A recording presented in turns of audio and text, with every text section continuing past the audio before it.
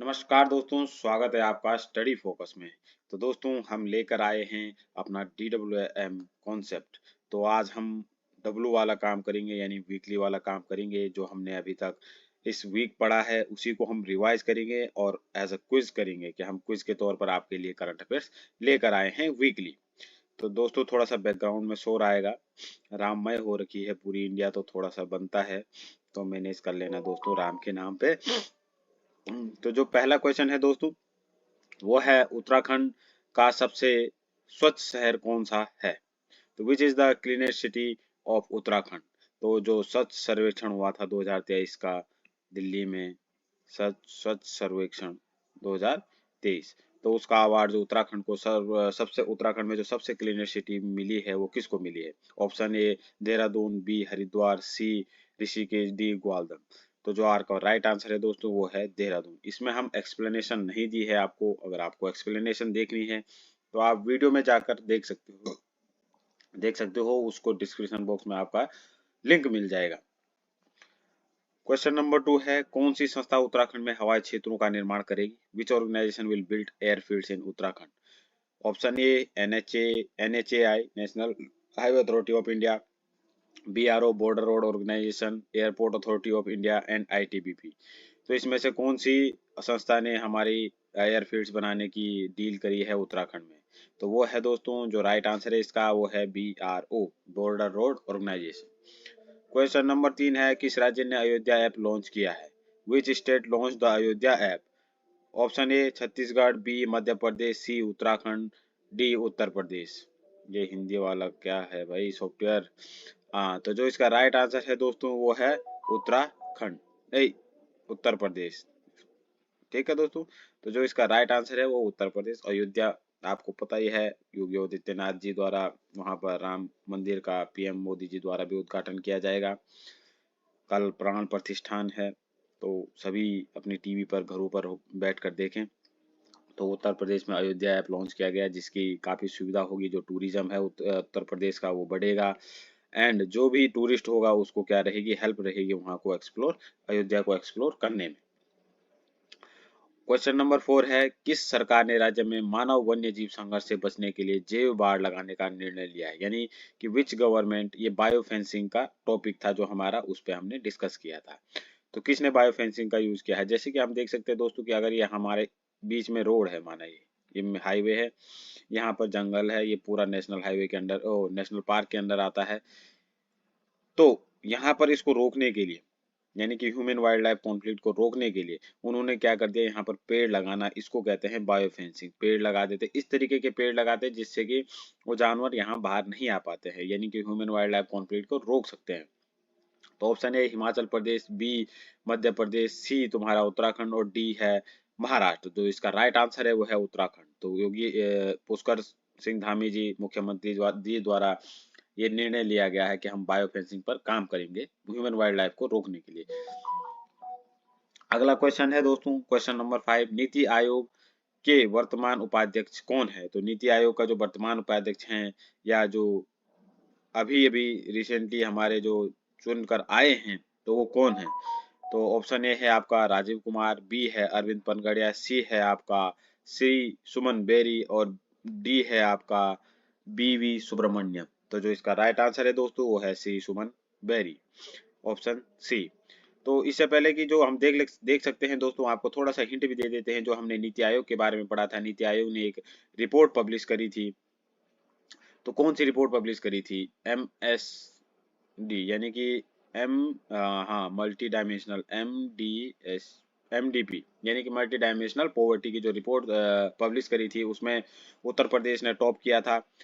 उसने पॉवर्टी में लोगों को पॉवर्टी से बाहर निकाला है, मैक्सिमम लोगों को। तो ये न्यूज थी नीति आयोग की। ठीक है दोस्तों। क्वेश्चन नंबर 6, कून्हो राष्ट्रीय उद्यान किस राज्य में स्थित है?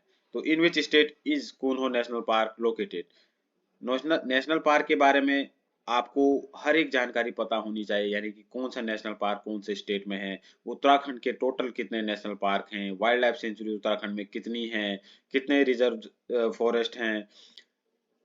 तो ये सारी जानकारी आपको पता होनी चाहिए। तो जो हमारी पिछली वीडियो है उनमें उनमें हमने क्या किया है, पूरा डिस्कशन किया है इसका। और हमारा जो स्टडी फोकस का जो मेन मकसद है दोस्तों यही है कि एक अगर टॉपिक नेशनल पार्क के बारे में आता है तो हम उत्तराखंड के पूरे नेशनल पार्क के बारे में जान लेते हैं।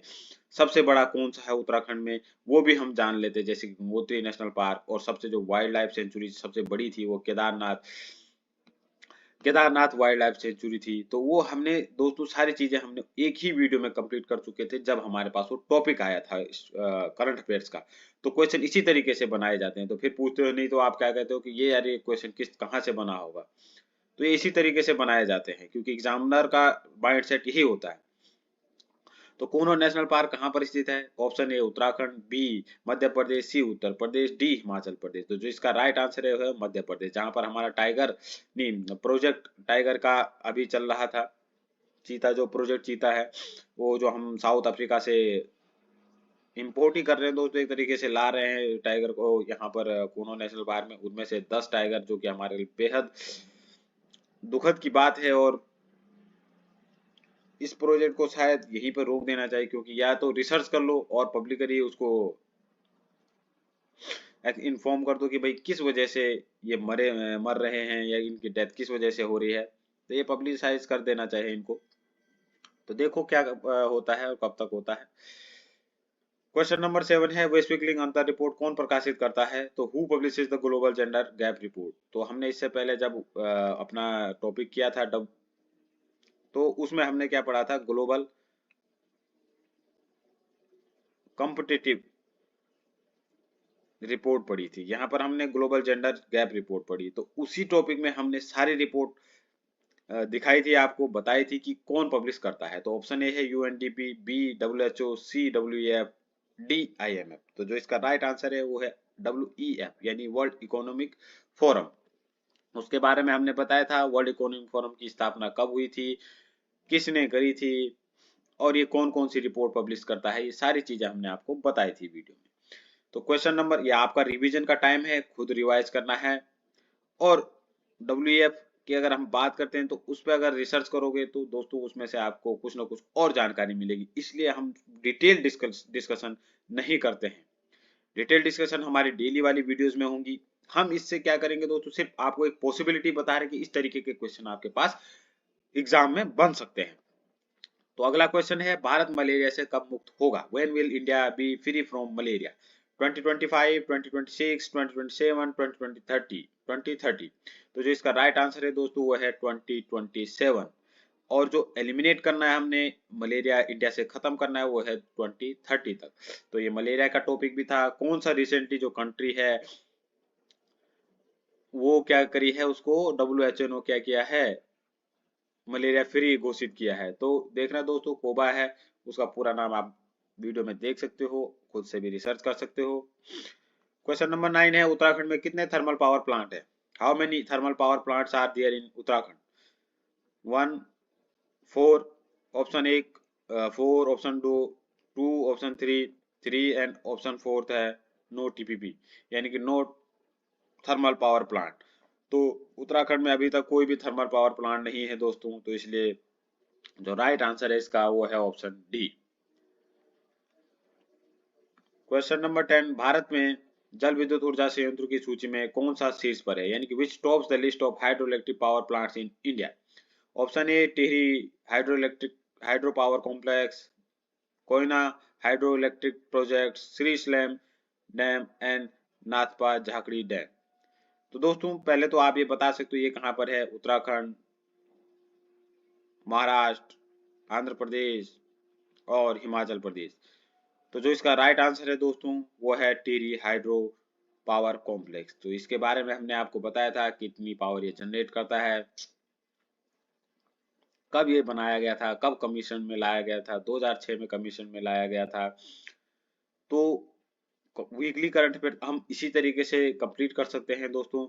और हर बार हम क्या होता है दोस्तों की जो टॉपिक हम डिस्कस कर चुके होते हैं उस पर क्या क्वेश्चन की पॉसिबिलिटी हो सकती है, उस तरीके से हम वीडियो लेकर आएंगे वीकली की। तो ये आज कुछ नया करने की कोशिश करी थी दोस्तों। होप आपको वीडियो अच्छी लगेगी, और वीडियो अच्छी लग रही तो दोस्तों तो चैनल को वीडियो को लाइक कीजिए, चैनल को सब्सक्राइब कीजिए और जितना हो सके शेयर कीजिए दोस्तों, क्योंकि यही एक होता है जिससे कि हमारे को आपसे सपोर्ट मिलता है कि हाँ, हम आपके लिए कुछ नया करके लाएँ, कुछ नए तरीके से आपके पास वीडियो लेकर आएँ, ताकि आप क्या हो, करंट अफेयर्स बनाने में, करंट अफेयर्स तैयार करने में आपको क्या मिले, हेल्प मिले। तो थैंक यू सो मच।